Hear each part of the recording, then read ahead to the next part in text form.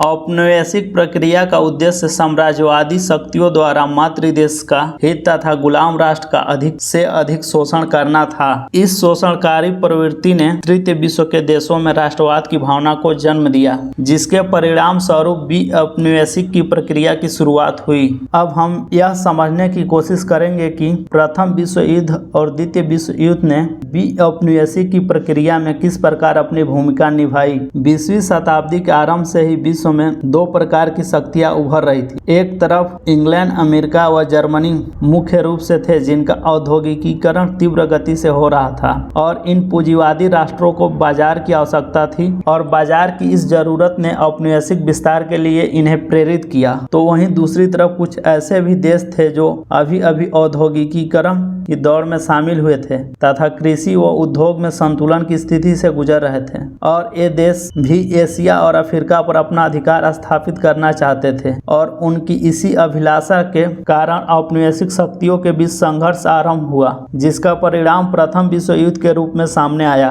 इस प्रकार प्रथम विश्व युद्ध ने औपनिवेशिकीकरण की प्रक्रिया को तीव्र गति प्रदान की तथा तृतीय विश्व के अधिकतर राष्ट्र पूंजीवादी राष्ट्रों के अधीन हो गए। द्वितीय विश्व युद्ध के पश्चात बदलती परिस्थितियों ने साम्राज्यवादी शक्तियों को कमजोर कर दिया तथा उपनिवेशों में तीव्र राष्ट्रवाद की भावना का प्रसार हुआ, जिससे औपनिवेशिकीकरण की प्रक्रिया प्रारंभ हुई। औपनिवेशिक सत्ता के विरुद्ध तृतीय विश्व के देशों में राष्ट्रवादी आंदोलन की तीव्रता बढ़ने तथा अमेरिका व सोवियत रूस का अन्य साम्राज्यवादी राष्ट्रों पर दबाव बनाने की रणनीति ने भी औपनिवेशीकरण को मजबूत किया। द्वितीय विश्व युद्ध में यूरोपीय शक्तियों की हार ने भी इनके भ्रम को तोड़ दिया और इसके साथ ही पूंजीवादी राष्ट्रों की युद्ध के पश्चात सैनिक व आर्थिक स्थिति कमजोर होने लगी, जिसका प्रभाव तृतीय विश्व के देशों एशिया व अफ्रीका में स्वतंत्रता आंदोलन के विस्तार के रूप में देखा जा सकता है। इस प्रकार स्पष्ट है कि प्रथम विश्व युद्ध के घटित होने का प्रमुख कारण उपनिवेशों की प्राप्ति तथा आर्थिक प्रतिद्वंदिता थी,